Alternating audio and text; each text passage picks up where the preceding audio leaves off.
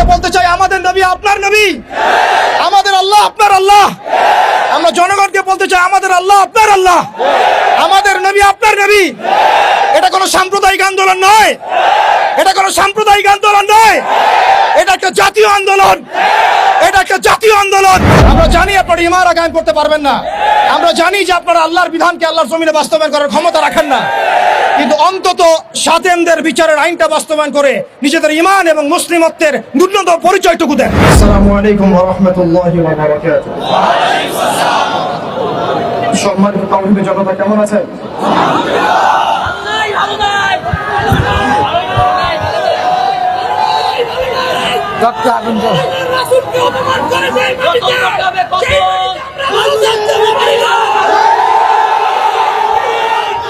তাকবীর, তাকবীর, তাকবীর। বিসমিল্লাহির রহমানির রহিম। আলহামদুলিল্লাহ নাহমাদুহু ওয়া নুসাল্লি আলা রাসূলিহিল কারীম, আম্মা বা'দ। সম্মানিত তাওহীদের জনতা, আপনারা সকলেই জানেন যে আমরা কি উদ্দেশ্যে এখানে একত্রিত হয়েছে। আল্লাহ রাব্বুল আলামিনের দরবারে আমরা লাখো কোটি শুকরিয়া জ্ঞাপন করছি যে আল্লাহ রাব্বুল আলামিন আমাদেরকে আরো একবার শাপলা চত্বরে আসার তৌফিক দিয়েছেন। এই শাপলা বাংলাদেশকে ঈমান এবং কুফরের মেরুকরণে বিভক্ত করে ফেলেছে।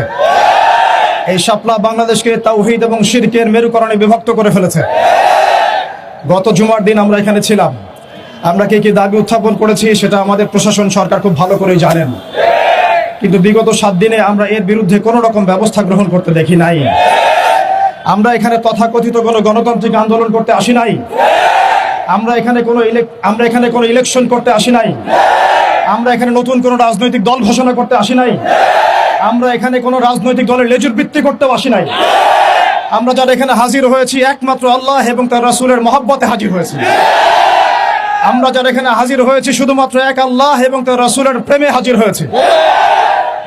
আমরা বাংলাদেশের মধ্যে খেয়াল করে দেখছি, অভ্যুত্থান হচ্ছে, সংবিধান সংস্কার হচ্ছে, নতুন রাজনৈতিক দল গঠন হচ্ছে, ইন্টারনাল অনেক মিটিং হচ্ছে, অনেক মিছিল হচ্ছে, পলিসি মেকিং হচ্ছে, এবং আমরা দেখছি নির্বাচনের প্রস্তুতি চলছে। কিন্তু 16 কোটি বাঙালির, 16 কোটি মুসলিম দেশের, 16 কোটি মুসলিম জনতার এই বাংলার মাটিতে সাতেমে রাসূলদের বিচারের কোনো ব্যবস্থা গ্রহণ করা হচ্ছে না।